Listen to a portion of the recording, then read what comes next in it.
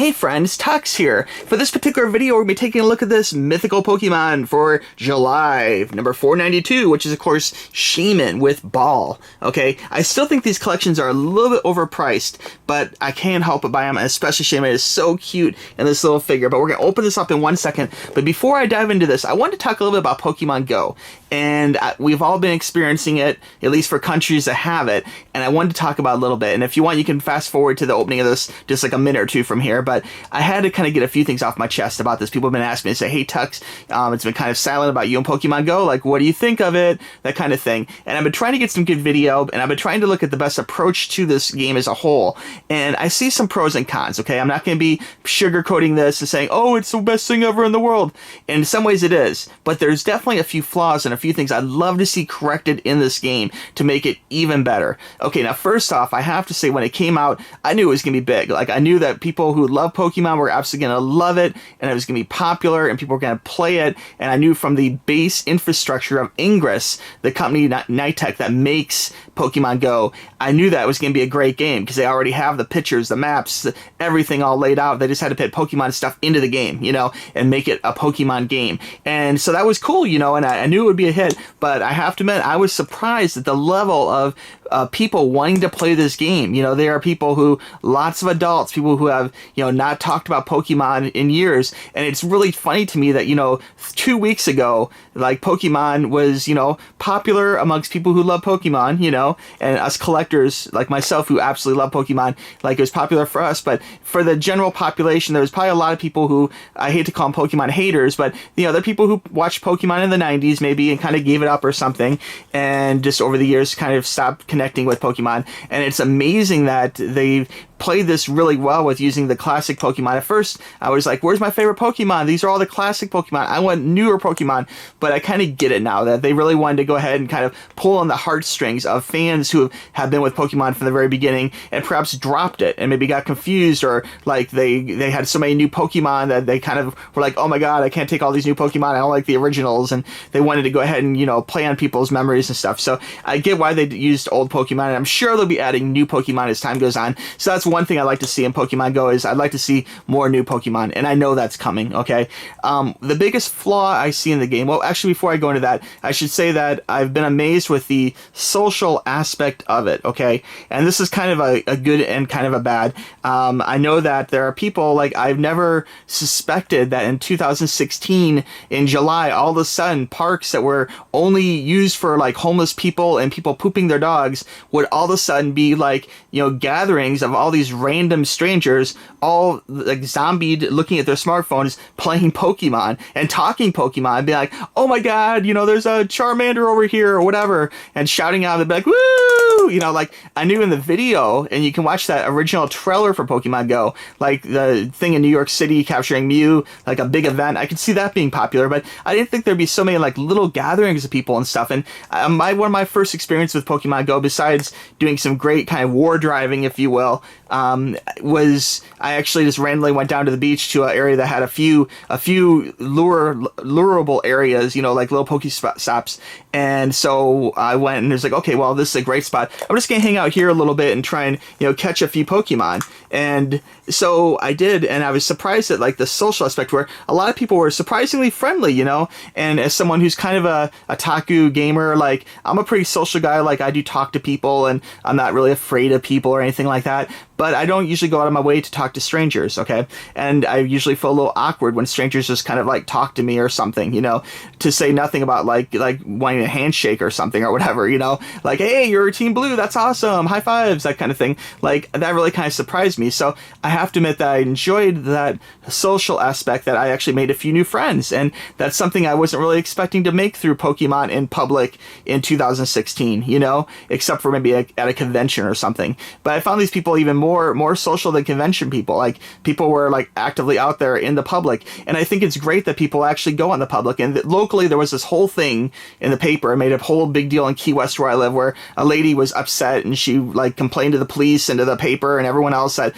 like she couldn't poop her dog because her dog was very fickle about strangers, and she lives across from a park where all these people gather to play Pokemon, you know, Pokemon Go. And she wrote a whole, you know, scathing letter about how bad Pokemon Go was and all all this type of thing. And I know there's been some other people across the country who's complained, but I really think their complaints are unwarranted, because I think it's a good thing to actually get gamers out in public. Like, I think that's fantastic. Now, with that being said, the game itself does have a few things I don't like. I wish there was more reason to play with people. I mean, people are actively seeking each other out to, like, say, hey, what team are you on? That kind of thing. And mind you, there is like gym battles, but they're really basic. You know, like, I'm someone who plays MMOs where, like, you need a healer, a tank, you need every class, and they need to be, like, geared to the top of their ability to get through some of these super hardcore things, you know. So, like, I was really hoping that maybe Pokemon Go would have something like that, because right now I can tell you the hardest of hardcore players of Pokemon Go are not the ones who are, like, going to the park with friends. They're the ones who are out, like, war driving by themselves. They're the ones who are going out at 3 in the morning, 4 in the morning, 5 in the morning, when it's cooler, when the Pokemon are is picked over, and they're hunting out these Pokemon, okay? And those are the people who, when they do start competitive play, will probably be the highest ranked, because right now they're laying the groundwork for making, like, the perfect Pokemon collection. Now, some of us, you know, who have day jobs and that kind of thing, can't afford to do that every night or whatever, you know, but there are people out there who are, and I would love for Pokemon Go to be more social. I'd like to have, you know, dungeons or something where people need each other. And you could say gym battles are kind of like that, but they're kind of not, because the gym battles are really basic. It's like, you know, pressing one move, your attack move, over and over, and it is live, it's not turn-based, but and then there's the one super attack that you charge up, but it's really the most basic of gameplay, almost more like Pong or something, where the ball is bouncing back and forth or something. It's very basic, and I'd love to see more of a thing where we need hardcore players who are geared with that perfect, you know, fire Pokemon or the perfect water Pokemon or whatever to accomplish things, and people seeking each other out to actually create groups that are meaningful to actually be able to accomplish hardcore tasks. And I think that's what Pokemon Go really needs. And I know there's been people out there who have complained, like, everyone on my Facebook's talking about Pokemon Go and, you know, that kind of thing. And a few of my viewers, you know, some of my favorite viewers actually have come to me and talked about this or posted about it and stuff. And I understand that it probably gets really frustrating when everyone's talking about something, and, you know, maybe that's a bad thing. Like, you can think of, like, the Wii, the Nintendo Wii, where everyone had to have a Wii. It was like the biggest thing in the world, okay, and everyone had to have it. And then all of a sudden there's a certain amount of backlash. People got burned out on it. They didn't want to play with Wii anymore, you know. And I wonder if Pokemon Go is going to be like that. And I think if they enable trading and enable battling, I think that will help. Now, trading is kind of a double-edged sword, because, mind you, it will increase the social aspect of Pokemon Go, but then it's also going to create something bad, where it's going to create this situation where if people want to, you know, have, like, this super elite Pokemon, then they can just trade everyone, you know, for 50 of this or 100 of that or 200, you know, whatever. So that way they can get these hardcore Pokemon easier. And making a game easier isn't always the right answer. Like in World of Warcraft, actually making the game easier was a problem. It kind of, to a lot of people, it screwed the game up. People don't want to play anymore. They had 10 million people, and now they have like 6 or 5 or something, you know. And part of it is because they made the game too easy. So I hope that they create this hardcore niche for Pokemon where it can be easy and casual for those who want it casual. But I think there's a certain group of people, a demographic of people who play MMOs who would love to see a Pokemon MMO. And this is kind of like even taking it one step further, where you're having to go out in public. And mind you, you can do a proxy on your cell phone and spoof your location and all that type of stuff. I know a thing or two about computers, and I could easily do that if I really wanted to. But I really don't want to go to the effort, to be honest with you.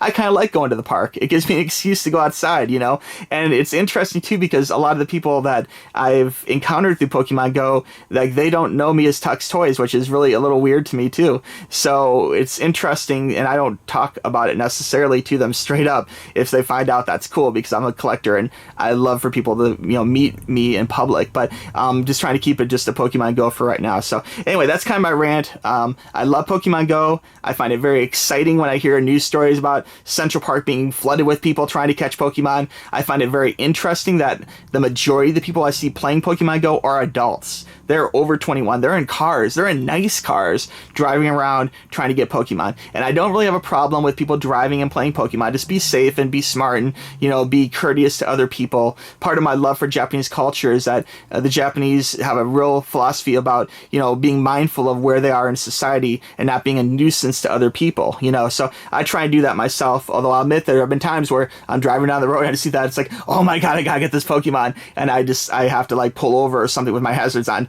to get the Pokemon, you know. So I do have a certain amount of desire to catch them all, if you will, even if it makes me a little bit of a nuisance, but I really try hard not to be. So anyway, guys, that is my feelings on Pokemon Go. Let me know what you think of Pokemon Go. What will it take to make Pokemon Go reach that next level? Or is it just a fad? 2 weeks from now, as soon as it came on, I mean, Nintendo shot up $7 billion according to CNN. You know, are they going to fall just as easily? Are people going to care about this, you know, 2 weeks, 2 months from now? You know, is this just a trend for a couple weeks? And even about that, I mean, what about the big companies, Sony and Microsoft? Don't you think they're scrambling to create some kind of augmented reality game of their own that might rival this? I mean, Sony thought VR was the next big thing. Microsoft thought it was the HoloLens, you know, which is kind of like Pokemon Go to a certain degree as far as augmented reality, you know, and now Nintendo like hit a home run with this thing. Anyway, guys, I really went on longer about this than I thought I was going to. I apologize to anyone who came to this video just wanting to see the figure open. So I'm going to go ahead and open the figure now. So I will put a thing in the comments to bounce to this spot.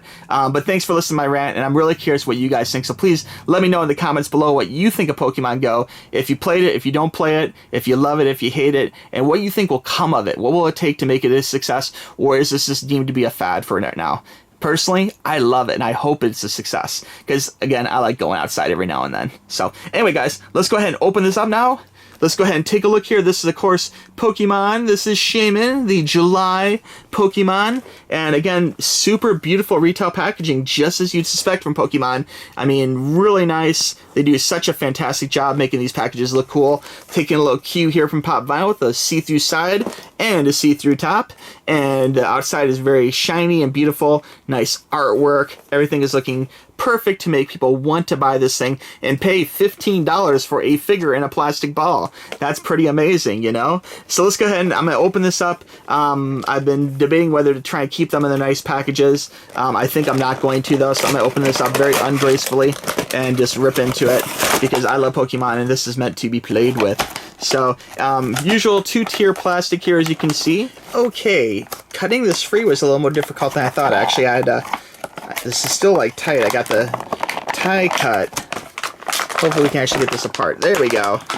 Okay. Let's go ahead and pull out the Pokeball first. I guess the Pokeball is, I guess, the big draw to this. This is why it's $15. And we got a cute little figure here. Sorry for the scrunchy noises.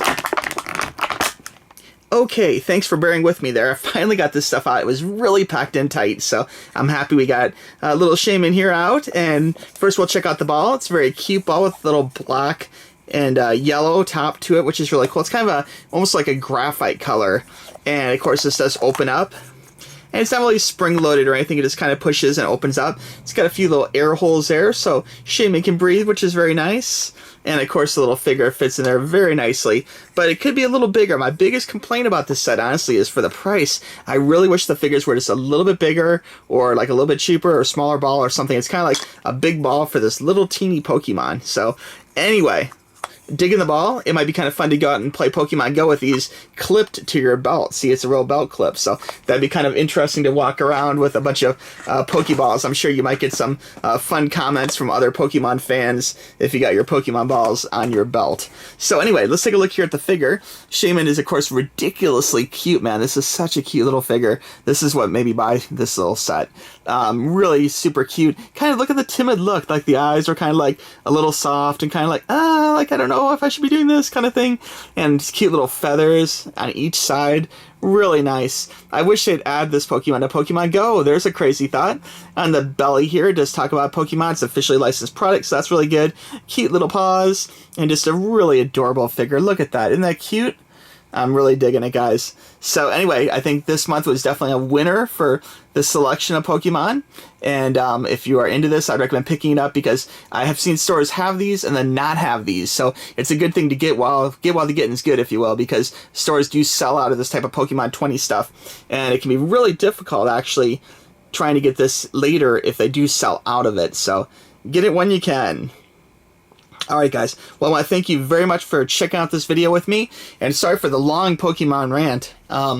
I have a lot of things, a lot of feelings about Pokemon Go, and I hope the game does really good, and I'm super enjoying it, and I encourage everyone to try it at least, and see if it's for you or not. And trust me, it'll get better and better as they add more things, more features to the game. And again, I'm really curious what features you'd love to see in Pokemon Go, okay?